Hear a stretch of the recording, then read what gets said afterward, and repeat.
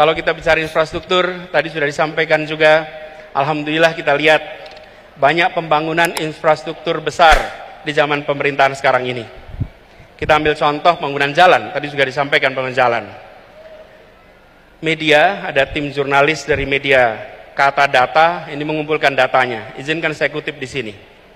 Pemerintahan kali ini berhasil membangun jalan tol terpanjang dibandingkan periode-periode sebelumnya. 63% dari seluruh jalan tol berbayar yang ada di Indonesia itu dibangun di era pemerintahan sekarang.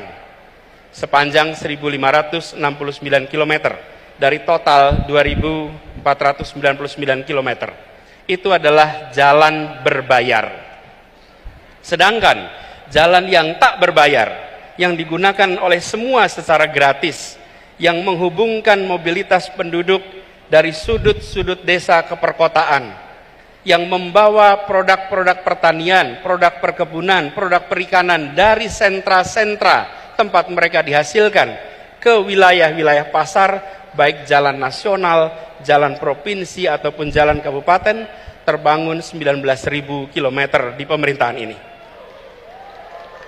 Kalau coba saya bandingkan dengan pemerintahan 10 tahun yang lalu, di zaman Presiden Pak SBY, jalan tak berbayar yang dibangun adalah sepanjang 144.000 atau 7,5 kali lipat. Bila dibandingkan dengan jalan nasional, di pemerintahan ini membangun jalan nasional sepanjang 590 km. Di era 10 tahun sebelumnya 11.800 km. 20 kali lipat. Kita belum bicara mutu, kita belum bicara standar dan lain-lain. Ini bicara panjangnya.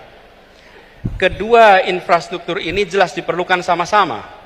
Tapi yang perlu kita perhatikan di sini adalah bahwa keberpihakan ketika bicara institusi ekonomi memberikan kesetaraan kesempatan kepada semuanya. Baik para sahabat sekalian, tadi kita sudah menyaksikan satu buah video, yaitu video pernyataan atau pidato Anies Baswedan pada acara ulang tahun PKS, di mana pada kesempatan tersebut Anies Baswedan menyampaikan bahwa pembangunan infrastruktur berupa jalan, ya, itu di zaman SBY jauh lebih banyak ketimbang zaman Jokowi. Dan dengan penuh kepercayaan diri, beliau menyampaikan di depan ribuan pasang mata yang menyaksikan pidatonya pada acara tersebut. Dan terakhir ternyata data yang ia gunakan menurut banyak kalangan bahwa data ini merupakan data jadul atau sudah usang yang mestinya diupdate kembali. Tetapi Anies malah dengan tujuan untuk memberikan kesan buruk terhadap pemerintahan Jokowi dengan menyampaikan hal tersebut berdasarkan data yang salah atau keliru. Nah, beragam komentar dari para masyarakat atau netizen terhadap pernyataan beliau tersebut. Berbuntut ada warga yang melaporkan Anies Baswedan kepada pihak berwajib terkait informasi atau data ini yang palsu atau informasi hoax terhadap pemerintahan Presiden Jokowi ini. Oleh karena itu, mari kita saksikan video selanjutnya di mana ada warga masyarakat yang melaporkan Anies Baswedan kepada pihak berwajib. Oh, tidak ada.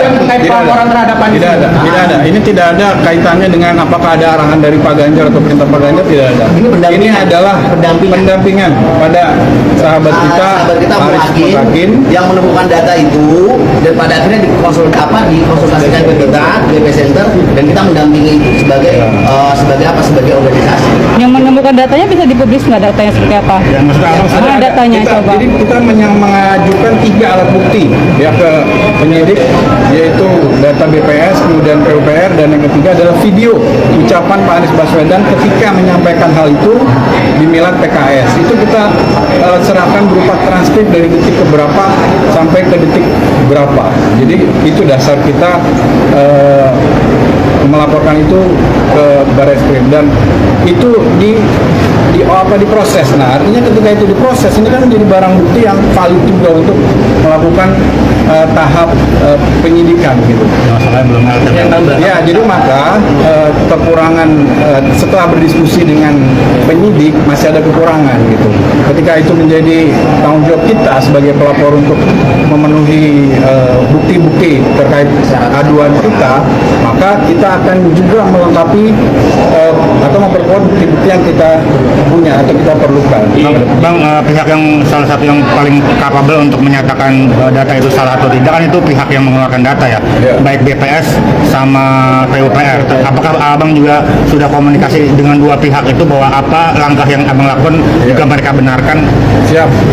Kita belum berdiskusi, tapi kita sudah memperoleh data dari pihak-pihak tersebut. Kita ke PUPR untuk minta data tersebut. Data tersebut dari staf khusus PUPR yaitu Pak Firdaus Ali. Jadi setelah kita juga berdiskusi dengan beliau, beliau menyatakan bahwa itu data itu tidak benar sesuai dengan data yang beliau punya, yaitu data PUPR yang hari ini juga kita jadikan acuan bukti kepada penyidik. Dan data BPS bisa diakses secara mudah di situs BPS. Dan artinya BPS itu sudah mengumumkan datanya, artinya itu sudah diverifikasi juga oleh BPS. Itu saja sih sebenarnya. Pak Anies tidak menyebut jalan desa, tapi menyebut jalan provinsi, jalan kota, kabupaten. Iya kan? Bukan jalan desa. Jalan desa lain lagi. Kan jalan desa juga termasuk jalan tak berbayar. Kok Anda protes? Lihat aja datanya nih. Sudah membangun jalan sepanjang jalan desa tuh 1,13 juta kilometer. Beta punya desa saja, sejak Indonesia merdeka baru merasakan jalan beraspal di tahun 2018. Itu pun jalan umum desa, tidak termasuk setapak dan gang desa. Lalu kalau Anda bilang Pak SBY sudah membangun jalan desa sepanjang jutaan kilometer, itu desa di negara mana? MCK 252.000 unit dan seterusnya ada datanya.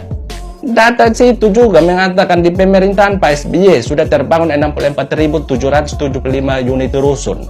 Pertanyaannya, 64.000 rusun itu terbangun di desa mana? Di desa hantu atau di desa mana?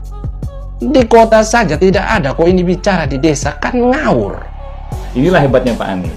Beliau mengucapkan statement yang membuat kita tuh harus membaca. Dan di Indonesia ini kan tradisi atau budaya literasi itu kan memang kurang. Setelah membaca, pikir juga apakah masuk akal atau tidak, sesuai fakta atau tidak.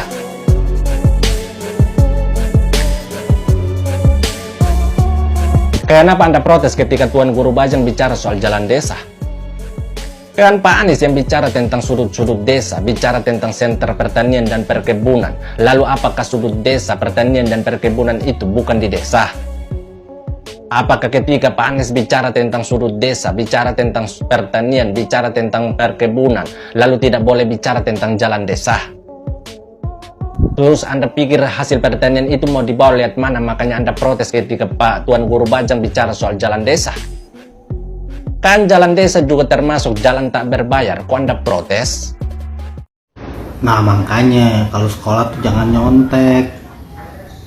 Lo TK lo nyontek, SD nyontek, SMP lo nyontek, SMA nyontek, lo kuliah nyontek juga.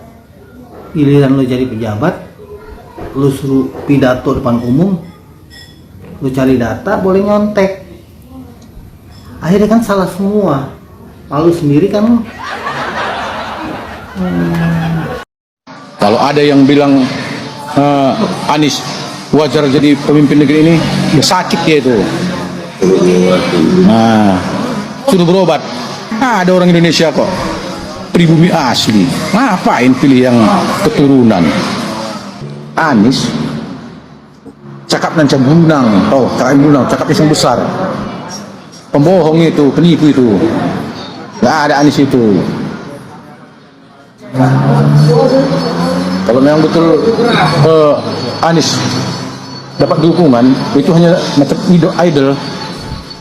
Pendukungnya itu menganggap Anies itu adalah idola, bukan pemimpin. Kalau pemimpin itu, ya itu yang bisa memimpin.